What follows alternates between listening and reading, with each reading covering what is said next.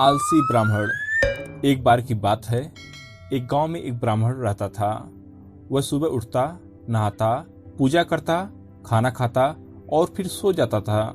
उसके पास किसी भी चीज की कमी नहीं थी। एक बड़ा खेत, खाना पकाकर देने वाली एक सुंदर सी पत्नी और 2 बच्चों का अच्छा सा परिवार था। सब कुछ होने के बाद भी ब्राह्मण के घर वाले एक बात से परेशान थे। वो बात यह थी कि ब्राह्मण बहुत ही आलसी था। वो कोई भी काम खुद नहीं करता था और दिन भर सोता रहता था। एक दिन बच्चों का शोर सुनकर ब्राह्मण जाग गया और उसने देखा कि उसके दरवाजे पर एक साधु महाराज आए हैं। ब्राह्मण और उनकी पत्नी ने साधु महाराज का स्वागत किया और उन्हें भोजन कराया। भोजन के बाद ब्राह्मण ने साधु की खूब सेवा की। साधु महाराज उनकी सेवा से बहुत प्रसन्न हुए और उन्हें वरदान मांगने को कहा। ब्राह्मण ने वरदान मांगा कि मुझे कोई भी काम ना करना पड़े और मेरी जगह कोई और मेरा काम कर दे। तब साधु उसे वरदान में एक जिन देते हैं और साथ में यह भी कहते हैं कि जिन को हमेशा व्यस्त रखना, अगर उसे काम नहीं दिया तो वो तुम्हें खा जाएगा। वरदान पाकर ब्राह्मण मन ही मन बहुत खुश हुआ और साधु को आदर के साथ विदा किया। साधु के जाते ही वहां एक जिन प्रकट हुआ। पहले तो ब्राह्मण उसे देखकर डर जाता है, लेकिन जैसे ही वो ब्राह्मण से काम मांगता है तब ब्राह्मण का डर दूर हो जाता है और उसे पहला काम खेत जोतने का देता है। जिन वहां से गायब हो जाता है और ब्राह्मण की खुशी का ठिकाना नहीं रहता। कुछ ही देर में जिन फिर आ जाता है और बोलता है कि खेत जोत दिया, दूसरा काम दीजिए। ब्राह्मण सोचता है कि इतना बड़ा खेत इतने जल्दी कैसे जोत दिया।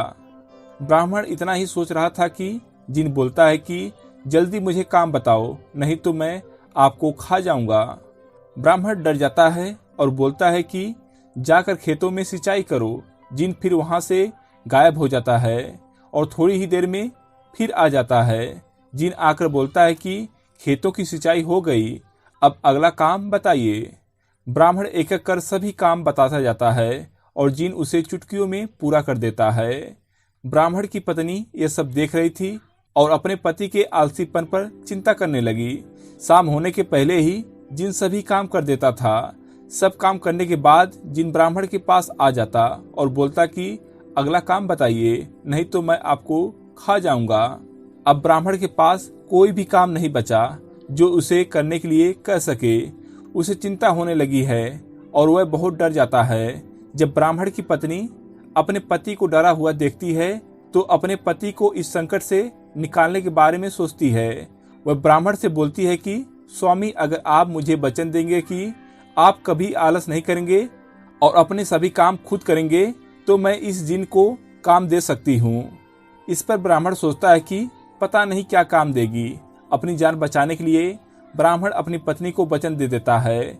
इसके बाद ब्राह्मण की पत्नी जिन से बोलती है कि हमारे यहाँ एक कुत्ता है, तुम जाकर उसकी पूंछ सीधी कर दो। याद रखना, उसकी पूंछ एकदम सीधी होनी चाहिए। जिन बोलता है कि अभी काम कर देता हूँ। यह बोलकर वहां से चला जाता है।